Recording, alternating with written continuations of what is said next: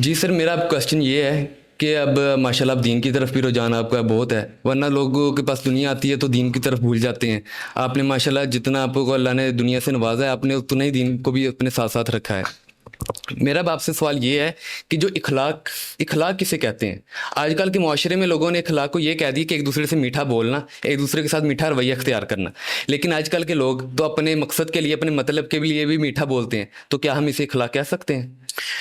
پہلے تو ہے کہ اخلاق ایک ہمارے دوست کا بھی نام ہے. ایک اخلاق یہ بھی ہوتا ہے، ایک آپ کے ملنے والوں کے لوگ، رشتہ داروں میں بھی لوگوں کا نام اخلاق ہوتا ہے. جی جی. ایک اس کو بھی اخلاق کہتے ہیں.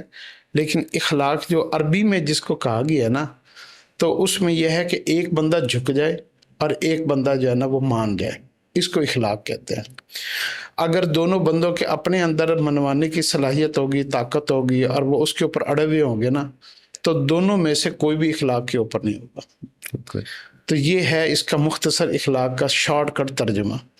اگر کوئی ایک جھک جاتا ہے تو اللہ رب العزت کا وعدہ ہے کہ میں اس کو ضرور عزت عطا کروں گا، جھکنے والے کو. تو اگر کوئی بندہ جو ہے نا دونوں کہتے ہیں کہ پہلے مجھے وہ منائے، پہلے مجھے وہ منائے، تو اس کو اخلاق نہیں کہتے، اس کو کہتے ہیں خود پرستی. اور اس دور میں سب سے زیادہ انسان میں جو عیب ابھر کر سامنے آیا نا، وہ خود پرستی آئی ہے. خود انا پرستی، خود پسندی، عجب پسندی، میں اور غرور، اور اس ٹہنی کو کبھی پھل نہیں لگتا. بہت اچھا جواب دیا سر، آپ نے بہت اچھا جواب دیا.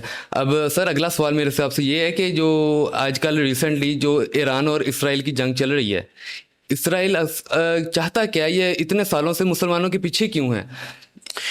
اچھا، یہ جو ایران اور اسرائیل کی جنگ ہے نا، اس میں نے جتنا بھی سوشل میڈیا دیکھا ہے نا، جی جی، میں نے اس کے اوپر بڑا غور کیا. اور ہم چونکہ آج کل ڈیجیٹل زمانے میں ہیں، اور اس وقت جو ویڈیو شوٹ ہو رہی ہے نا آرٹیفیشل انٹیلیجنس سے، جی جی، میں نے اس میں نہیں دیکھا کہ کوئی ریئل ویڈیو بھی اس کے اندر موجود ہو.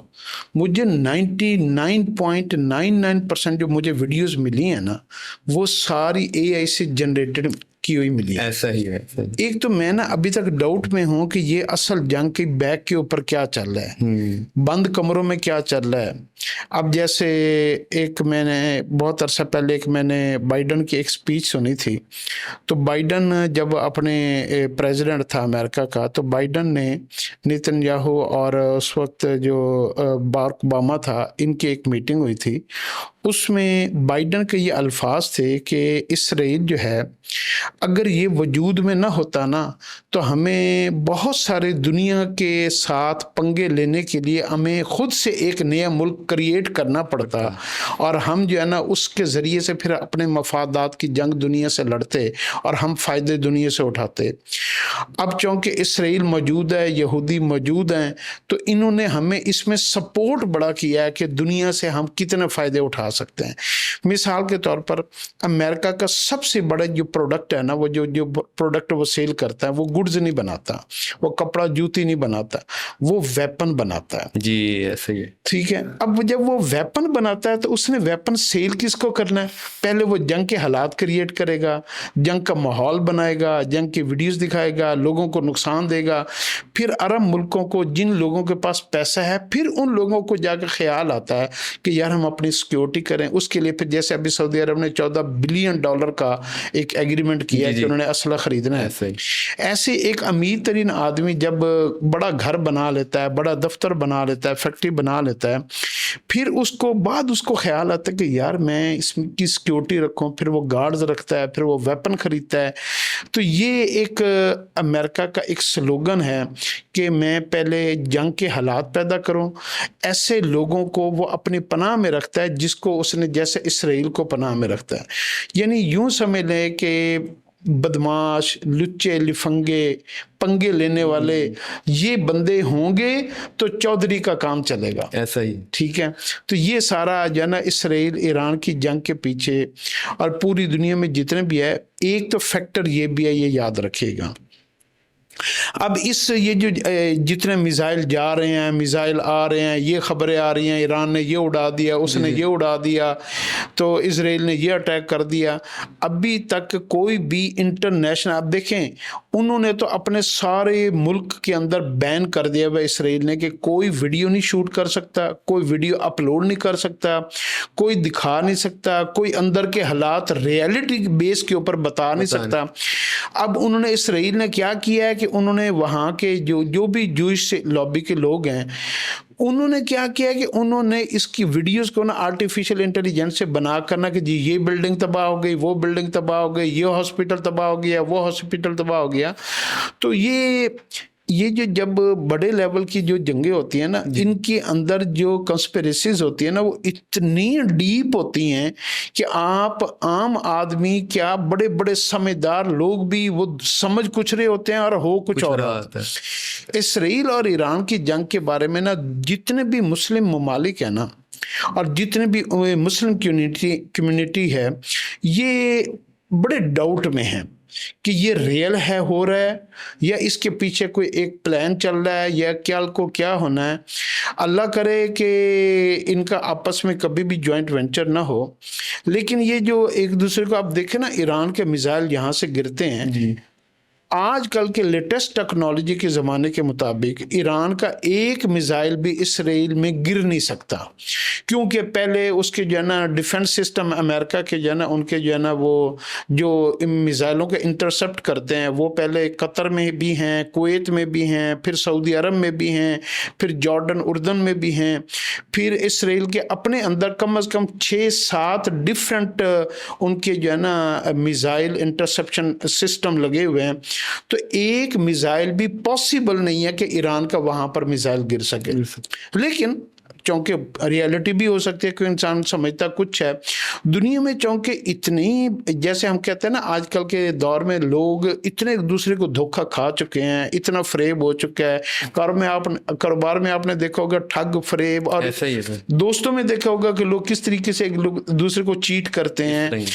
ریلیشن میں میل فیمیل کے ریلیشن میں ایک دوسرے کو چیٹ کرنے کا ٹرینڈ بہت بڑھ گیا ہے. تو یہ اتنا لوگوں کا انسانوں کے اوپر سے اعتبار ختم ہو گیا. تو اس کے بارے میں بھی اب کنسپیریسیز آپ دیکھ لیجئے گا, جب یہ جنگ ختم ہوگی اور کچھ جو ان کے مقاصد ہوں گے وہ پورے ہو جائیں گے یا کچھ ہوگا, تو آپ دیکھیے گا کہ اس طرح کی بہت ساری نئی سے نئی خبریں بعد میں آئیں گی. لیکن ہمیں اپنے مسلم ممالک کے اوپر یقین کرنا چاہیے اور ٹرسٹ کرنا چاہیے. ایران بھی ایک مسلم ملک ہے اور مسلمانوں کو اکٹھا بھی ہونا چاہیے. اگر تو یہ جنگ ریئلٹی کے اوپر بیس ہے تو ہمارے لیے ایک بہت فائدہ مند ہے کہ اس میں امت مسلمہ اکٹھی ہو رہی ہے. اور اگر اس کے پیچھے کوئی کنسپیریسیز ہیں تو آپ کو پتہ ہے کہ اللہ رب العزت کے ایک وعدہ ہے کہ جہاں پر منافقت, ریا, دکھاوا اور جو ہے نا وہ سازشیں ہوتی ہیں نا, اس میں وہ مکروا مکر اللہ پاک کہتے ہیں کہ اس میں وہ کسی کو دھوکہ نہیں دے رہے ہوتے, وہ اپنے آپ کو دھوکہ دے رہے ہوتے. اور اللہ ہمیشہ پھر براہ راست باقی مسلمانوں کی مدد کرتا ہے.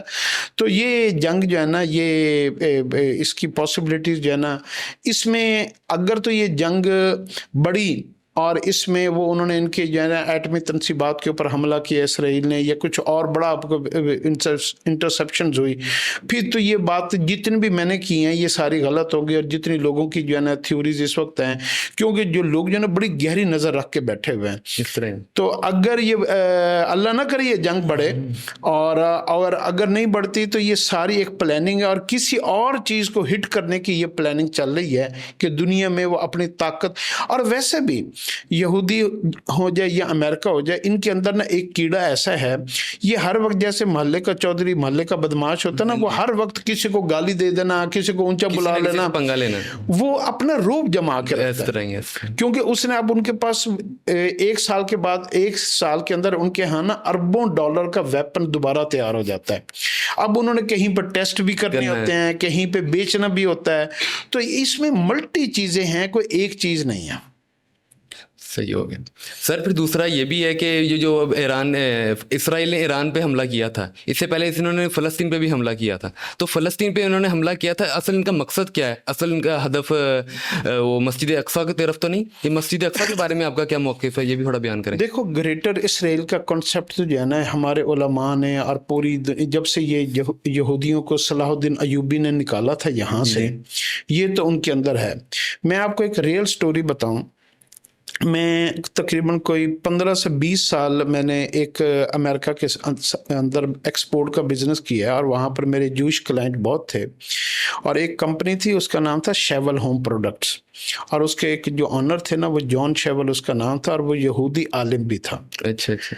اور اس نے مجھ سے قرآن پاک کے ترجمے انگلش میں منگوا کر میرے ساتھ وہ گھنٹوں بحث بھی کرتا تھا۔ ہم لوگ فرینکفرٹ جرمنی میں ملتے یا کہیں اور ملتے، تو اس کو وہ بزنس کو کم ڈسکس کرتا تھا، اور وہ جو ہے نا حضور صلی اللہ علیہ وسلم، اللہ رب العزت اور قیامت اور جنت اور جو ہماری اسلام کی تھیوریز ہے نا، وہ اس کے اوپر کرٹیسزم والے کوشچن مجھ سے زیادہ کرتا تھا۔ تو اس کی ساری جتنی بھی میری گیدرنگ ہوئی اس کے ساتھ اور لمبی ڈسکشنز ہوئیں، ایک کوشچن اس کا مجھے آج تک یاد ہے، وہ بے شمار کوشچن ہے، لمبی ڈیٹیل ہے۔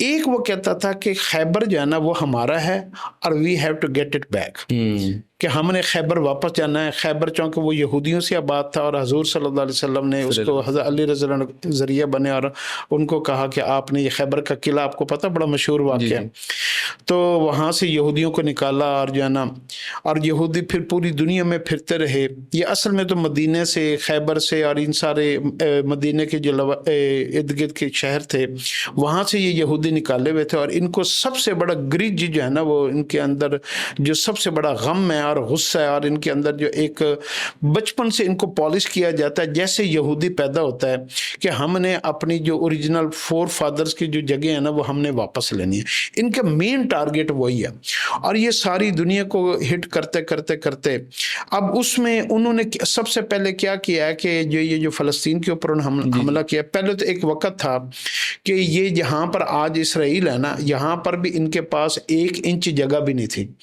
انہوں نے کیا کیا کہ انہوں نے جو یہ پورا ملک جو ہے نا شام کہلاتا تھا حضور صلی اللہ علیہ وسلم کے زمانے میں، اور شام کے اندر ہی نا یہ چھوٹے چھوٹے ملک اس کا حصہ تھے شام کے، جس کو ہم سیریا کہتے ہیں۔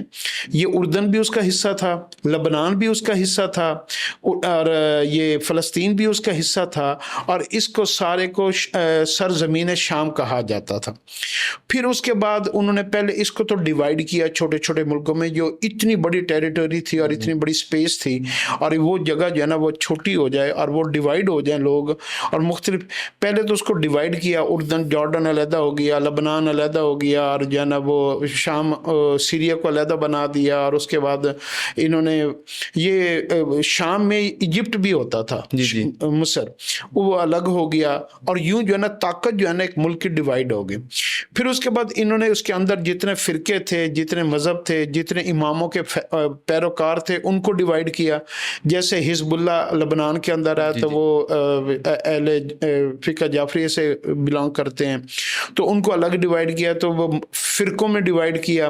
اہل شام کا اور اہل وہ اور اماموں کو مانتے ہیں، تو وہ پھر اس کے اندر پولیٹکس کے اندر اس کو ڈیوائیڈ کیا۔ تو انہوں نے کیا کیا کہ انہوں نے یہ ڈویژن کے بعد، چونکہ یہ پلاننگ کرتے ہیں ہزاروں سال کی، ہم پلاننگ کرتے ہیں زیادہ سے زیادہ 1 جنریشن کی، ہماری اس سے زیادہ پلاننگ ہے۔ آپ ہماری دیکھیں، ہماری حکومت کے اندر 5 سال کا، جب 1 سال کا بجٹ آتا ہے نا، یہ 5 سال کا نہیں ہوتا، یہ 1 سال کا بجٹ آتا ہے، اور 1 سال میں پھر جو ہے نا ہم جو ہے نا منی بجٹ جو ہے نا 3-4 اور لے کر آتے ہیں۔ یہ تو ہماری پلاننگ کا حال ہے۔ ہمارے ہاں جو گھر بنائے جاتے ہیں اس میں 4 انچ کی دیوار ہوتی ہے یا 9 انچ کی دیوار ہوتی ہے، یعنی ہماری بلڈنگ کی بنیادیں اور اس کی پلاننگ کیا ہے کہ وہ جب ایک 30 سال 40 سال بعد وہ مکان گرنے کے قابل ہو جاتا ہے، اس میں سیپیج آ جاتی ہے، وہ پرانا ہو جاتا ہے، تو وہ ہم مکان گراتے ہیں پھر دوبارہ بناتے ہیں۔ یہ ہماری مکانوں کی پلاننگ ہے۔ میں نے جرمنی میں، یورپ میں، وینس ایک شہر ہے اٹلی کا، وہ سارا کا سارا پانی کے اوپر بنا ہوا ہے، یعنی وہ اس کی بلڈنگیں جو ہے نا اس کے چاروں طرف پانی ہے، اور لوگ ایک گھر سے دوسرے گھر میں کشتیوں میں جاتے ہیں۔ اسی طریقے سے میں نے جرمنی میں دیکھا، وہ جو ہے نا وہ 400-500 سال پرانا گھر تھا، اور وہ پتھروں سے بڑی بڑی وہ دیواریں سے، تو ان کی پلاننگ جو ہوتا ہے نا وہ سالڈ ہوتی ہے۔ میری ساری بات بتانے کا مقصد یہ ہے کہ ان کی پلاننگ بڑی سالڈ ہوتی ہے۔ تو وہ پلاننگ جو ہے نا وہ اس طرح کرتے ہیں، تو انہوں نے وہ پتہ نہیں کتنی بڑی پلاننگ کر کے، کیونکہ مدینے سے جب نکالے گیا، خیبر سے نکالے گئے، تو پلاننگ اب ان کی محنت کا ٹائم بڑھ گیا تھا، کیونکہ صحابہ نے بھی بڑی محنت کی، آپ صلی اللہ علیہ وسلم کی محنت ہوئی، تو وہ ان کی محنت کا جو ٹائم فریم ہے نا وہ لمبا ہو گیا۔ تو اس ٹائم فریم میں جو ہے نا ان کو پلاننگ لمبی کرنی پڑی، تو انہوں نے پھر وہ فلسطین شام کے لوگوں کے فلسطین کے لوگوں سے زمینیں خریدنی شروع کی۔ اب وہ جو زمین کا ریٹ تھا نا، فرض کر لو کہ $1000 کا، فرض کر لو وہاں پہ 10 مرلے کا یا 100 مرلے کا یہ کنال کا پلاٹ ملتا تھا، $100 والی چیز انہوں نے $150 میں خرید لی، 150 والی چیز $200 میں خرید لی۔ بیسیکلی تو انہوں نے most of the land 90% land انہوں نے پرچیز کیے۔ اب اس وقت چونکہ پہلے فلسطین کو انہوں نے معاشی طور پر کنگال کیا، اور جب انسان معاشی طور پر کنگال ہونا تو وہ کیا کرتا ہے، اپنا سروائیول کہتا ہے یار یہ پلاٹ بیچ دو، یہ گھر بیچ دو، یہ دکان بیچ دو، یہ جگہ بیچ دو، یہ ایگریکلچر یہ رقبہ بیچ دو، ایکڑ بیچ دو، تو وہ زمین کو بیچتا ہے۔ تو ہمیشہ انسان کی کرائسس کی ایک، جب آپ نے دیکھنا نا کہ اس کے حالات کیا چل رہے ہیں، تو دیکھنا جب وہ پراپرٹی بیچ رہا ہوگا نا تو آپ سمجھ لیجیے گا کہ اس کے اوپر شدید جو ہے نا وہ معاشی بحران چل رہا ہے۔ اس طرح تو انہوں نے وہاں سے وہ زمین خریدی، پھر وہ فلسطین کے، اب جو بیلٹ ایک رہ گئی تھی غزہ، اب غزہ ایک پورا بہت بڑا صوبہ ہے، تو وہ غزہ باقی سارے فلسطینیوں نے اس کے اندر پناہ لی، اب وہ اس کو بیچنے کے اوپر کوئی راضی نہیں تھا۔ اس طرح اب جب دیکھا انہوں نے اس کے اوپر زور لگایا ٹیکنیکلی، کس کو امریکہ بلایا جی، آدھے لوگ یہاں سے کچھ مختلف ملکوں میں ان کو ویزے اوپن کیے، یہ لوگ نا یہاں پہ تعداد میں کم ہو جائیں، پھر ہم اس کے بعد ان کے اوپر اٹیک کریں۔ تو پھر انہوں نے دیکھا کہ اب چونکہ یہ زمین ہم خرید نہیں سکتے، پھر انہوں نے فائنل فیصلہ کیا کہ ایسی پلاننگ کی جائے کہ پہلا حملہ انہوں نے، اب آپ نے غور کیا کہ حماس سے انہوں نے پہلا حملہ حماس نے کیا، جی پہلا حملہ انہوں نے ادھر سے کروایا۔ اب یہ پلاننگ کیا تھی، کیسے حماس نے بغیر تیاری کے، بغیر پلاننگ کے، بغیر اسلحہ کے، بغیر طاقت کے انہوں نے پہلا حملہ ہی اسرائیل پہ کر دیا، لیکن اس کا مطلب کروایا گیا کوئی نہ کوئی۔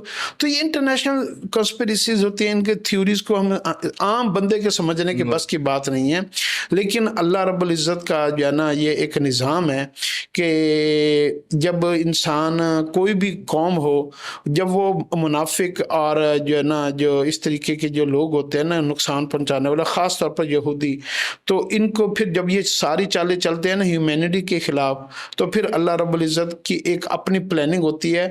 انسان جس کے لیے گڑھا کھود رہا ہوتا ہے نا، پھر ایک وقت آتا ہے کہ اس میں سارے خود گرتے ہیں۔ اب یہ اس کی عروج کا دور ہے، پیسہ کا دور ہے، جیسے انسان کی جوانی کا دور ہوتا ہے نا، وہ ماں باپ کی بھی نہیں سنتا، اس کے آگے آکڑ جاتا ہے، تو ایک فیزز ہوتے ہیں نا، تو اس کے اوپر اب عروج کا فیز ہے۔ پھر امریکہ جیسے لوگ جو اپنی، وہ اسرائیل یوں سمجھ رہے کہ میں امریکہ کو استعمال کر رہا ہوں، امریکہ یوں سمجھ رہا ہے میں اسرائیل کو استعمال کر رہا ہوں، یہ دونوں ایک دوسرے کو استعمال کر رہے ہیں۔ تو یہ فلسطین کے اوپر اٹیک کرنے کا ان کا جو مین مقصد تھا کہ اب چونکہ جگہ خرید نہیں جا سکتی، تو اب ہم اس بیلٹ سے کلیئر ہوں تاکہ پھر ہم آگے بڑھے، جو ان کا اپنا گریٹر اسرائیل کا پلان ہے، تو یہ اسی کا ایک حصہ تھا۔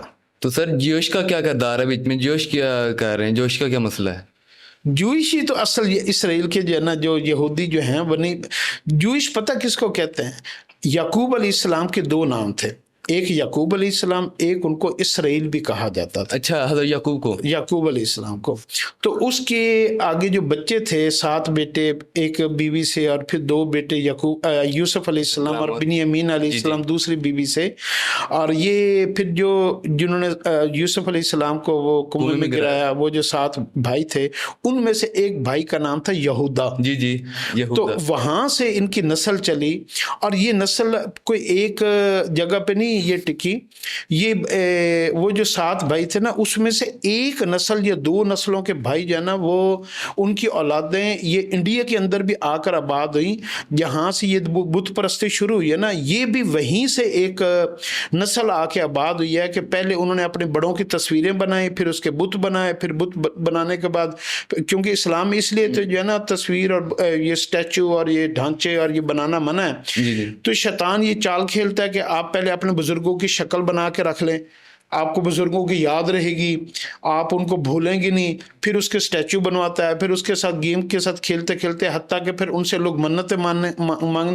آپ ہمارے پاکستان میں دیکھیں، پاکستان میں آپ کوئی بھی تصویر لگا دیں کسی بزرگ کی، کچھ عرصہ بعد جو ہے نا لوگ دیکھیں گے، لوگ اس کے پاس جو ہے نا آ کے تویز اور پتہ نہیں کیا کہ وہ کام شروع کر دیں گے۔ انسانی عقل بڑی معذور ہے نا، تو یہ حالت جیسے بڑھتی ہے، شیطان اپنا تو خاموشی سے کام کر رہا ہوتا ہے۔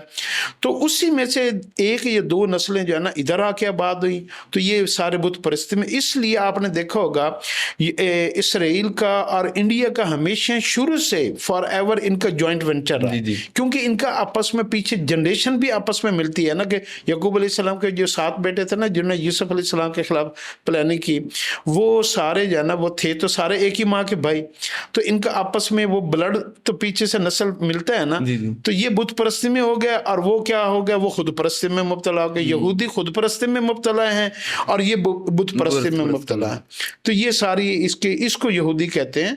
और यहूदियों में भी आगे 5-6 फिरके हैं, और उसमें एक फिरका तो जो इस वक्त डोमिनेटिंग है वो यही कहता है कि यहूदी जो है ना उसकी माँ भी यहूदन हो और बाप भी यहूदी हो तो यहूदी हो सकता है, कोई और यहूदी नहीं हो सकता। तो ये अगर हमने इस्लाम को डिफेंड करना ना फ्यूचर में, तो हमें अपने दुश्मन की ना नेचर को स्टडी करना चाहिए। हमें इन्होंने ऐसे ऐसे उलझनों में, नाच गाने में, फोश वीडियो में, टिकटॉक में, यूट्यूब और इन चीज़ों में लगा के हमारी यंग जनरेशन को कहीं और इन्वॉल्व कर दिया। ऊपर से उनको अपनी पास बुलाकर नौकरियां देकर उनके जो मेंटल जो बासलाहियत लोग हैं जो कौम के लिए और इस्लाम के लिए काम कर सकते थे, उनको ये इमीडिएटली कहीं ना कहीं ऑक्यूपाई कर देते हैं। तो वो मेंटली ऑक्यूपाई जब हो जाते हैं तो फिर क्या होता है कि वो उनको पीछे कौम को संभालने वाला है कोई नहीं। अब आप देखिए इस वक्त हमारे लीडर नौजवानों के कौन है, वो टिकटॉकर है। कोई मिस्टर पतलू है तो कोई ककलू है तो कोई है तो कोई है तो किसी के इतने फॉलोअर है, कोई रजब भट्ट है तो किसी को ना आगे का पता है ना पीछे का सोशल पता मीडिया की तरफ उन्होंने उनको हमारी यंग जनरेशन के लीडर ये बन गए, वो इन्हीं को हम फॉलो करके इनको मिलियन सब्सक्राइबर और फॉलोअर्स है। तो ये हमारी लीडरशिप को जो है ना वो इस तरीके से या परचेज कर लेते हैं, तो क्योंकि वो तो अपना काम कर रहे हैं। तो ये बहरहाल अपनी अगर आपका मुकाबला किसी बड़े दुश्मन से हो जाए ना, तो फिर आपको उसकी ईच एंड एवरी चीज को स्टडी करना पड़ता है, उनके इलाकों को स्टडी करना पड़ता है। कौन सा आप पुराने वक्त की जंगें देखें तो लोग जब किसी किले के ऊपर वार करते थे तो वो देखते थे फसील की कौन सी दीवार कमजोर है, कौन सी दीवार को पहले गिराया जा सकता, उसको स्टडी करवाते थे, उसके ऊपर रिसर्च करते थे, जासूस भेजते थे, उसके ऊपर वर्किंग करके फिर वो हमला करते थे, वरना तो उनको मार पड़ते थे ऊपर से तीरों की और नेजों की और तोपों की और मंजनीकों की। तो ये हमारी चूंकि स्टडी है कोई नहीं हमारे यहाँ, तो अब तो आजकल की जनरेशन को तो ये भी नहीं पता कि यहूदी कौन है। इस तरह ही सर, इस तरह ही। तो ये हमारे अलमिया है ये। जी सर आपने इधर यहूदियों के बीच फिरके का नाम लिया, यहाँ से मुझे याद है कि मुसलमानों के बीच भी ना फिरके बट गए हैं। हालांकि हमारे प्यारे नबी सल्लल्लाहु अलैहि वसल्लम ने कहा था कि मुसलमान एक हैं और यकजा हो जाएं, ठीक है, यकजा रहे, लेकिन ये अब बट गए हैं, अलग-अलग मस्जिदें बन गई हैं, अलग-अलग मसलक बन गए हैं, कोई वहाबी, कोई सुन्नी, कोई अहले शिया, और अलग-अलग मस्जिदें बन चुकी हैं। तो कोई इस हद तक है कि जो कटर सुन्नी कटर शिया इस तरह हद तक है वो दूसरी की मस्जिद में जाना भी पसंद नहीं करते। तो ये तो हमारे प्यारे नबी सल्लल्लाहु अलैहि वसल्लम ने मना करवाई है। तो ये इसके बारे में आपका क्या मौक़िफ़ है मसलक के बारे में? मैं आपको एक बात बताऊँ, इस्लाम की जो बुनियाद है ना वो 5 चीज़ों के ऊपर है। इस्लाम की बुनियाद ये है कि सबसे पहले रब को रब मानना, अल्लाह को अल्लाह मानना। अच्छा, अब अल्लाह को अल्लाह मानना इसलिए ज़रूरी है कि एक बंदा दफ्तर में किसी के पास जाकर मुलाजमत करे और वो उसको अपना मालिक ही ना माने, तो मालिक उसको अपने दफ्तर में रखेगा? नहीं रखेगा। अल्लाह ने इस सारी कायनात को तख्लीक किया, उसको इंसान को पैदा किया, उसके अज़ा को बनाया, उसको तंदुरुस्त बनाया, उसको रिस्क देता है, उसकी सारी नेमतों से नवाजता है। तो उसका एक मुतालबा है, वो तो वैसे इन सारी चीज़ों से बेनियाज है, कोई किसी की इबादत करे या ना करे, अल्लाह तो इससे बेनियाज है। तो लेकिन अल्लाह का है कि अल्लाह पाक ना बाकी हर गुनाह को माफ़ कर सकते हैं। इसलिए कुरान कहता है कि सबसे बड़ा जो इंसान का जुर्म है ना, इन्ना शिर्क लज़ुल्मुन अज़ीम, वो शिर्क है कि तुम मुझे छोड़कर किसी और को रब मानो। तो अल्लाह कहता है सिर्फ मुझे रब तस्लीम कर लो। तो ये इस्लाम की बुनियाद है। दूसरे मुसलमानों की जो बुनियाद है कि अल्लाह ने कहा कि अगर तुम मुझे तस्लीम करोगे और जिस नबी को मैंने हदायत देकर भेजा तुम उसे नहीं मानोगे, तो ये भी मेरे साथ तुम्हारा इख्तलाफ है। यानी मैंने तुम्हारी रहनुमाई के लिए एक कंपनी का GM मालिक, उसका जो है ना सारा कंट्रोल किसी को दिया, अब तुम उसकी बात नहीं मानोगे तो कभी अपनी मानोगे तो लेबर की मानोगे, तो फिर ये जो है ना फैक्ट्री का निज़ाम, दुनिया का निज़ाम चल नहीं सकता। जिसको मैंने नॉमिनेट किया अपना मैसेंजर बनाकर, اور حضرت محمد صلی اللہ علیہ وسلم کو نبی آخر زمان بنا کر بھیجا، اب تم اس کو نہیں مانو گے تو اس کا مطلب ہے کہ تم براہ راست میری بات کا انکار کر رہے ہیں، اس لیے پھر وہ بھی نان مسلم میں آ جاتا ہے۔ نان مسلم کہتا ہے ہمارے یہ جو لفظ کافر ہے نا، کافر کا مطلب یہ نہیں ہے گالی نے، کافر کا مطلب ہے انکار کرنا، I don't accept it, I don't want it, میں نہیں مانتا، ٹھیک ہے۔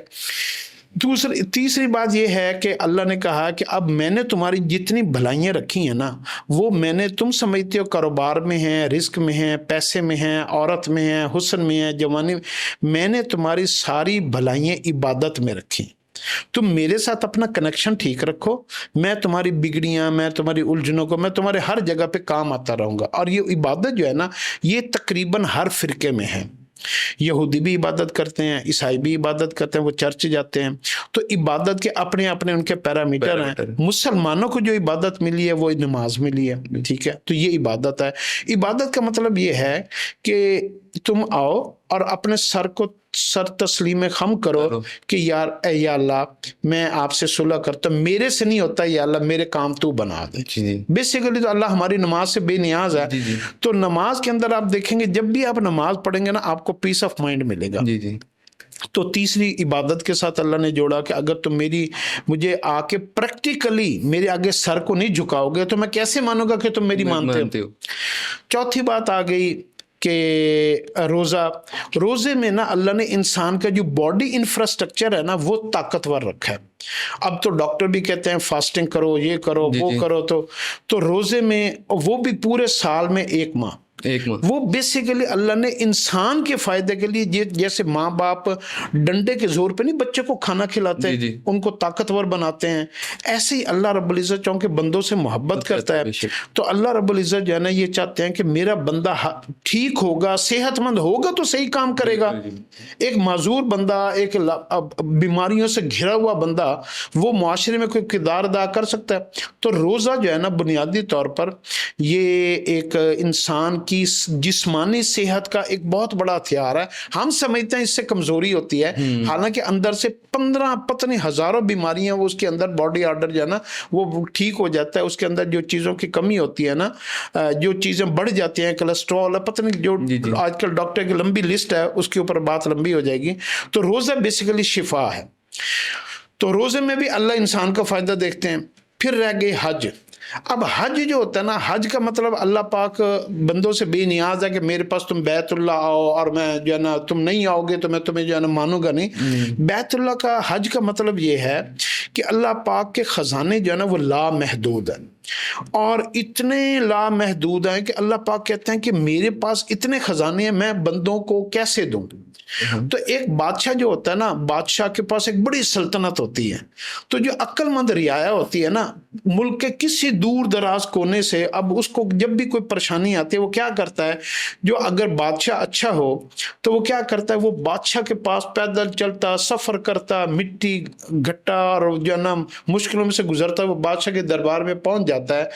بادشاہ کو جب پتہ چلتا نا فلاں ملک کے فلاں کونے سے ایک جو ہے نا فریادی آیا ہے، تو بادشاہ کیا کہتا ہے، اس کو نا کچھ تھیلیاں، کچھ اشرفیاں، کچھ جو ہے نا چیزیں، اس کو جاتے ہوئے کچھ نہ کچھ انعام دے دیتا ہے کہ یار اس کو بادشاہ سے محبت ہے، اور یہ اس کو امید تھی کہ میرا بادشاہ جو ہے نا میرے کام آئے گا۔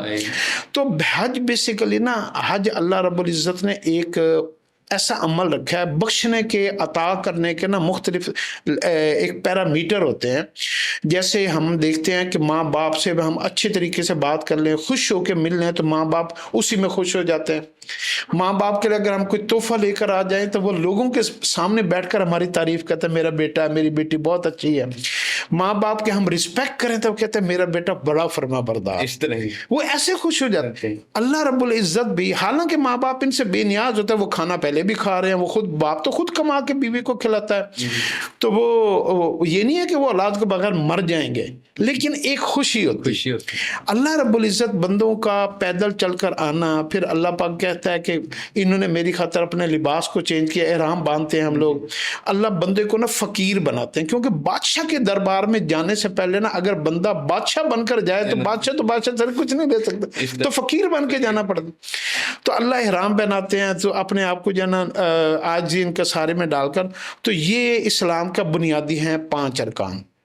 ہمارے ہاں بدقسمتی یہ ہے ہم ان 5 چیزوں کو ڈسکس نہیں کرتے، باقی سارے دین کو ہم ڈسکس کرتے ہیں اور وہاں سے پھر اختلافات ہو جاتے ہیں کہ یہ فرقہ الگ ہے، یہ نماز ایسے پڑھتا ہے، یہ ایسے کرتا ہے، یہ عبادت ایسے کرتا ہے، حالانکہ باقی ساری چیزیں مائنر ہیں.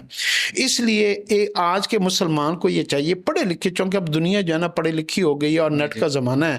آج کے نوجوانوں کو بھی اور سارے لوگوں کو جو تھوڑا سا اللہ نے ان کو فہم فراست دی ہے، وہ نا باریک بینی کی طرف نہ جایا کرے، کیونکہ باریک بینی کی طرف جو انسان جتنا جاتا ہے نا اتنا پھنس جاتا ہے. جیسے سورہ بقرہ میں یہودیوں کو حکم آیا، موسیٰ علیہ السلام کو قرآن میں اللہ نے کہا کہ ان کو بولو کہ گائے ذبح کریں. انہوں نے سوال کیا گائے کس رنگ کی ہو، گائے کی عمر کتنی ہو، گائے کہاں کی ہو، گائے کیا کرتی ہو. انہوں نے 15-16 انہوں نے سوال در سوال باریک بینی میں جاتے گئے اور وہ پھنستے گئے. سادہ سی گائے لیتے، ذبح کرتے، بات ختم. اللہ نے 5 احکام دیے ہیں، یار اللہ کو اللہ مانو، ہاں جی، رسول کو رسول مانو، اپنے رب کے ساتھ صلح رکھو یعنی نماز پڑھو، اور اس کے بعد اپنے صحت کا خیال رکھو، روزہ رکھو، اور جب بھی تمہیں کوئی حاجت پیش آئے تم اپنی زندگی میں ایک دفعہ تو بیت اللہ کے جا کے، جس اللہ کا گھر ہے جس نے کہا کہ میرے پاس آؤ میں تمہیں نوازوں گا. تو میں نے اپنی زندگی میں دیکھا ہے، ہمارے نبی علیہ الصلوۃ والسلام کی کئی حدیثیں ہیں کہ جب تمہیں تنگی ہو، پریشانی ہو، غم ہو، تکلیف ہو، الجھن ہو، تم کیا کرو، بیت اللہ جایا کرو. میں نے دیکھا، میں نے جب بھی میں کوئی بھی بندہ مالی مشکلات کا سامنا کرتا ہے تو وہ کیا کرتا ہے، وہ بادشاہ کے پاس جاتا ہے تو حج کرو. تو ان 5 چیزوں کے اندر اگر آپ رہ کر زندگی گزارتے ہیں نا تو آپ اسلام کے اندر رہیں گے. اگر آپ نے پتہ نہیں کون سی دین کی نئی سے نئی ایجادات کو اور جو ہے نا وہ چیزوں کو نکال کر، اور ان 5 چیزوں کو آپ ڈسکس نہیں کرتے، ساری رات محفل ہو رہی ہے اور جو ہے نا وہ جشن ولادت اور جشن فلاں اور جشن فلاں منایا جا رہا ہے اور نماز کسی نے نہیں پڑھی، تو یہ عبادت نہیں. تو ہمارے ہاں مینوپلیٹ کیا گیا ہے دین اسلام کو، اور مینوپلیٹ کرنے کی وجہ یہ ہے اصل دین کے اندر مسلمان کی کامیابی ہے. اصل دین سے ہٹ کرنا اللہ کی مدد ساتھ نہیں ہوتی. تو مینوپلیشن کے اندر ایک یہ بھی ہوتا ہے کہ جیسے آپ کی کسی سے دشمنی ہوتی ہے نا تو آپ کیا کرتے ہیں، آپ ان کے گھر کے بندوں کو توڑتے ہیں، اپنے ساتھ ملاتے ہیں، اس کے اندر سے منافقوں کو ساتھ لے لیتے ہیں. پراپرٹی کے کام میں نے دیکھا کوئی بندہ پراپرٹی ایک باپ نہ بیچ رہا ہو نا تو وہ کیا کرتے ہیں، وہ بیٹے کو خریدتے ہیں کہ یار ہم تمہیں نا ڈبل حصہ دیں گے، تم اپنے باپ کو راضی کرو. گھر کے لوگوں کو بطور منافق خریدا جاتا ہے. تو مینوپولیشن کی جاتی ہے. یہ جو دنیا کا جتنا کفر ہے، انہوں نے بھی مسلمانوں کے اندر جو جینون اوریجنل پائیدار مضبوط دین اسلام ہے اس کے اوپر بات نہیں کرنے، فرقے بنا دیے، ڈیوائڈ اینڈ رول والا یہ چکر ہے سارا. تو یوں یہ فرقے وجود میں آتے ہیں، اور فرقے جو ہے نا وہ اپنی من مانی، ہر پیر، ہر مولوی، وہ اپنی بات منوانے کے چکر ہوتا ہے. اور اس کا آسان سا فارمولا میں آپ کو بتا دوں سارے سننے والوں کو، فرقے بندی سے بچنے کے ایک فارمولا ہے. اگر کوئی بھی انسان آپ کو اللہ کی طرف بلا رہا ہے نا، جیسے صحابہ حضور صلی اللہ علیہ وسلم کے پاس آتے تھے نا، اپنے مسئلے بتاتے تھے، آپ ان کا رخ اپنی طرف نہیں پھیرتے تھے، حالانکہ آپ نبی تھے، آپ دعا کر کے ان کا مسئلہ حل کروا سکتے تھے. آپ ان کا رخ اللہ کی طرف پھیرتے تھے کہ تم یہ کرو، تم یہ عمل کرو، اللہ سے یہ دعا مانگو، تہجد پڑھو، صدقہ دو، ہاں جی. تو ان کو عمل بتاتے تھے، یعنی ان کا رخ اللہ کی طرف پھیرتے تھے. اگر تو آپ دیکھیں نا، آپ کسی بھی فرقے سے تعلق رکھتے ہیں اور آپ کے فرقے والے آپ کا رخ اللہ کی طرف پھیرتے ہیں، مولوی، پیر اور جو ہے نا عامل اور یہ اپنی طرف نہیں پھیرتا، اپنے آپ کو بڑا نمایاں نہیں کر رہا ہوتا، اور آپ کو مولوی کو نہیں چومنا پڑتا، پیر کو نہیں چومنا پڑتا، آپ مسجد میں جاتے ہیں، قبر کو نہیں چومنا پڑتا، تو پھر اس کا مطلب ہے کہ آپ صحیح فرقے میں چلتے ہیں. اگر آپ کا رخ اللہ کی طرف اور اللہ کے رسول کی طرف نہیں ہے نا، اور باقی ہر چیز کی طرف ہے، پھر سمجھے آپ گمراہ ہیں. یہ ایک موٹا سا بنیادی فرق ہے. تو فرقوں سے نا، یہ فرقے جو ہے نا، دیکھیں شر فتنے کا زمانہ ہے، اور یہ چیزیں ختم نہیں ہو سکتی. اب ہم کہیں نا وہ فرقہ غلط ہے، یہ غلط ہے، یہ غلط ہے، ہم اس بحث میں پڑھنے کے بجائے اب یوں سمجھے کہ کانٹوں کا ایک پورا جنگل ہے اور اس میں سے ہم نے گزر کے جو ہے نا پار جانا ہے. اس میں سے پتہ نہیں کتنی چیزوں سے آپ کا جو ہے نا کبھی قمیض الجھے گا، کبھی آپ کی سوچیں الجھیں گی، کبھی تھک جائیں گے، کبھی زخم لگیں. تو یہ پورا دنیا ایک جنگل ہے اور اس میں لوگ صرف اپنی چیزیں آپ کے عقیدے کو، آپ کے ایون کہ آپ کے جذبوں سے بھی کھیلتے ہیں. عقیدہ تو بڑی دور کی بات ہے، آپ کے جذبوں سے بھی کھیلتے ہیں. تو اس لیے آپ ان زیادہ فرقوں کی بات نہ کیا کریں، اللہ کے ساتھ تعلق رکھنا. اور اللہ کے ساتھ تعلق بنانے کا نا ایک بڑا سب سے آسان ترین جو راستہ ہے نا وہ یہ ہے قرآن کی دعائیں. آپ قرآن کی دعائیں یاد کریں، پھر اس کے بعد حضور صلی اللہ علیہ وسلم نے جو دعائیں پڑھی ہیں نا، حدیث کی دعائیں، یہ جو کتابوں میں فلاں پیر نے یہ دعا پڑھی، فلاں پیر نے یہ وظیفہ کیا، فلاں پیر نے یہ درود پڑھا، فلاں پیر نے یہ کیا، آپ ان کو فی الحال چھوڑ دیں. کیونکہ حضور صلی اللہ علیہ وسلم سے بڑا تو پیر کوئی نہیں ہے نا، سب سے بڑے تو آپ ہی ہیں نا. آپ نے جو بتایا آپ وہ دعائیں یاد کریں اور قرآن کی دعائیں یاد کریں. آپ اگر یہ دو دعائیں پڑھتے رہیں، آپ کو پتہ ہے ان دعاؤں کے اندر پورا دین ہے.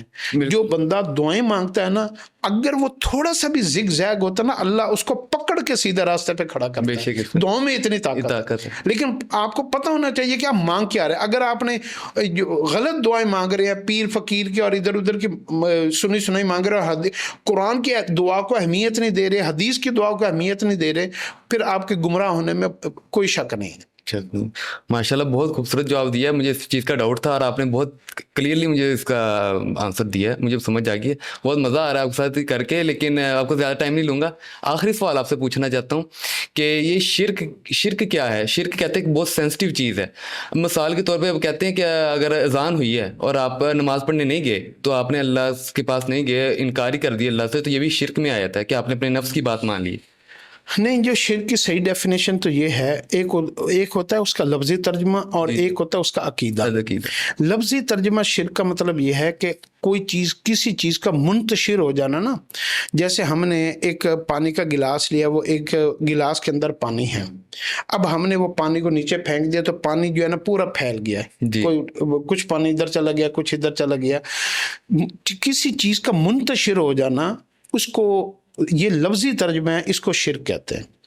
اور کسی چیز کو اکٹھا کر کے ساری چیزوں کو سمیٹ کے ایک برتن میں رکھ دینا، اس کو توحید کہتے ہیں. تو انسان کی جب سوچیں ہوتی ہے نا، اللہ نے نا انسان کو، مسلمان کو نا مینٹلی پاورفل بنایا. آپ کو پتہ ہے دنیا کے آپ پہلوان بن جائیں، آپ باڈی بلڈر بن جائیں، آپ فوجی میں ٹریننگ ہوتی ہے SSG کمانڈو کی، اس میں آخری فکر ہوتا ہے gentleman power is not here, power is hair.